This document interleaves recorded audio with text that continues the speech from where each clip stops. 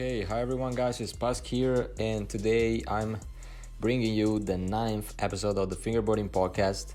Today I'm gonna be discussing about the tape. Yes, the fingerboarding tape. So I think the tape is the most overlooked component of your fingerboarding setup. Simply because, well, first thing, it is probably the cheapest piece of equipment in your setup. So we might think, whatever, one is the same of the other, but that's not the truth. I'm gonna be discussing later. I'll bring you through what are, in my opinion, the best, type, the best companies producing what to me is the most performing tape. But for now, let's gonna discuss about why the tape it is important. Why it is important. So. Number one, it is the only means that connects your fingers to the actual setup, right? So everything starts from here. The tape is, let's say, what creates the connection between your hand and the whole setup. So it is important for it to be grippy enough to let you do what you want to do. And of course, it has to be tailored on your style. So this brings me to the second point, which is that's why it affects significantly your capability of finger skating, right?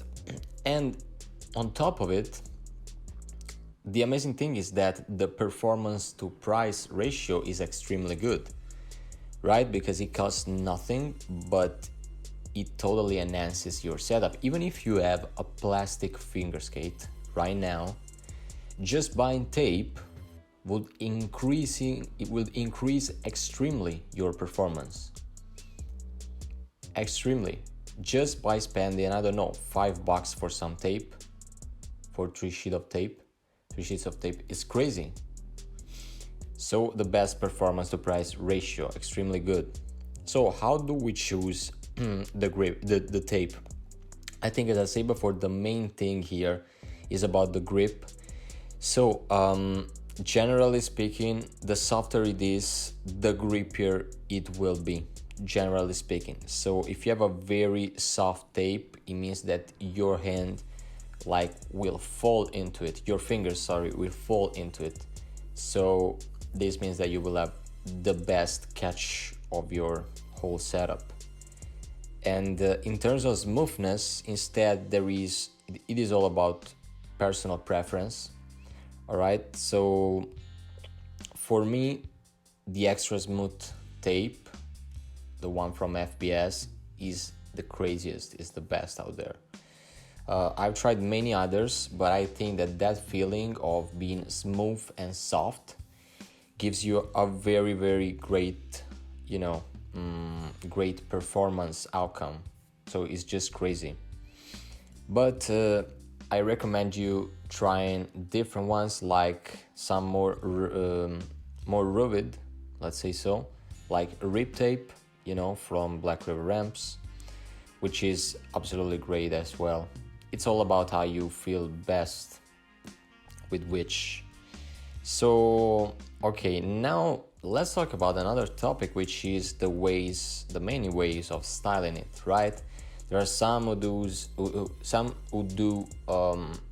they cut the tape right at 3/4 of the deck, so that it kind of marks the tail in a way. Some others do very weird stuff, like you do a whole of plenty of cuts of your tape. I tried all this stuff, but the best thing is to have your full deck covered with tape, because it will just allow you to perform better.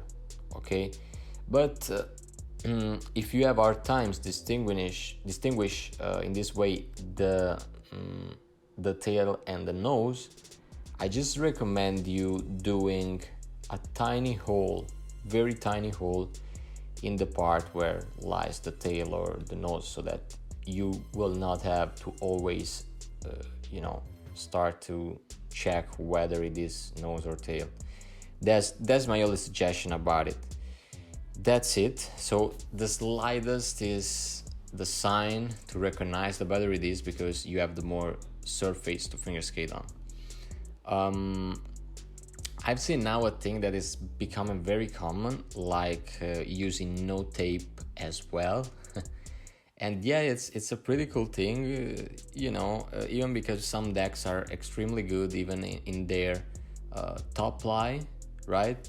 And yeah, it's just a cool thing, but performance wise this will just fuck you up, like it's nowhere near versus having a tape. So yeah, absolutely, I don't recommend you trying this if you are trying to learn new things or if you're a beginner. If you just wanna mess around, yeah, sure, it's a cool thing to do. And of course, as I said before, here we are about the topic of quality. So you want to absolutely select the best tape on the market, right? How do you do that? Well, first you have to try stuff, but I can give you my recommendations as I've tried some of them. Of course, as I said before, FBS, Fingerboard Store .de, which is a German shop, sells its own tape, which is extremely good. And then we have the classic Black River Ramps Rip tape, which is extremely good as well. And to me, these are the two best on the market. According to how you feel better with an extra smooth or a less smooth one, you should just decide between these two, in my opinion. But there are many other good, like DK tape is pretty good as well. Then we have the Mustaches tape as well that is coming out. So you have many. I just recommend you trying stuff. Just start to develop what are your thoughts about it, and just make your own idea of what fits you better. So that's basically it for the episode of today. I hope this helped you in valuing and then deciding how to buy the tape, because for how stupid it seems, like how it seems the easiest, most basic component of your setup, it really has a huge impact on it. So that's it. I hope you enjoyed this episode, guys, and I'll see you in the next one.